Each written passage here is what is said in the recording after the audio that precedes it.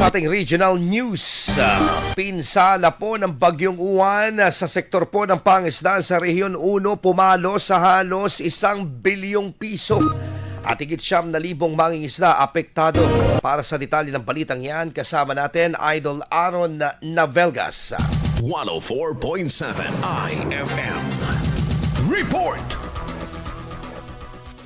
Umabot sa 951 million pesos ang kabuuang pinsala sa sektor ng pangingisda sa Rehiyon 1 sanhi ng Bagyong Uwan ayon sa ulat ng Bureau of Fisheries and Aquatic Resources Regional Field Office 1. Pinakamalaking apektado ang Pangasinan na tinatayang may 5,800 na mangingisda ang nawalan o naapektuhan. Malaki rin ang naitalang pinsala sa kabuhayan ng mga mangingisda kabilang ang mga napinsalang bangka at nasayang na isda, partikular sa bangus.